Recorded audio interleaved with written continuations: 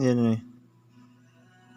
Medyo mataas-taas dito sa nilipat ko siya ng ibang band.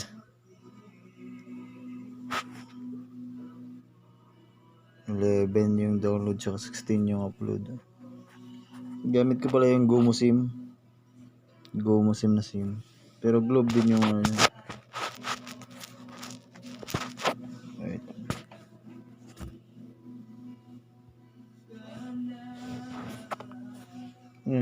Siya pagka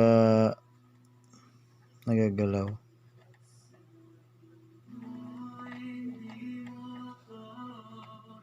Ayun. Mataas-taas yung nito.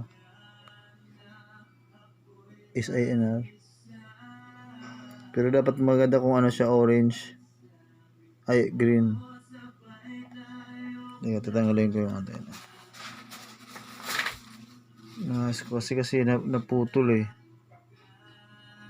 Pero pagka dinidikit siya dito sa niya, okay naman.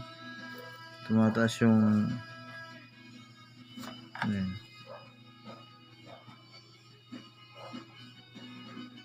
diba? Yung malabo lang yung camera ni. Ayun nag-green siya. Kasi dinidikit ko. Ayan. Maganda kanyang nakukuha niya signal. 13 dB. Kasi nilipat ko ng band ng dito kasi yan. Ginagalaw ko lang. B3 at saka B42 network. So maganda yung nagalaw kaya bumaba yung RP niya. Ayan, nagalaw ko dito. Ito yung niya naputol, kaya ginanon ko niya yung panglagay niya dito. Ayan dyan.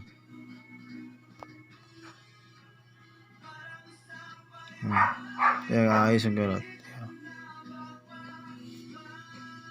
Bumaba mag 96. Tsaka yung SINR niya bumaba din, tsaka itong lahat. Pero pagka nalalagay siya, tingnan natin.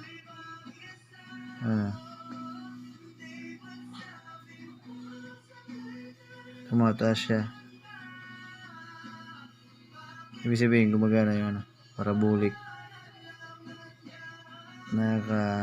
Siya ng signal. Tsaka tumataas sa 14 dB. Okay na to, maganda yung signal na ganito. Excellent na yung niya sa taas. Tsaka yung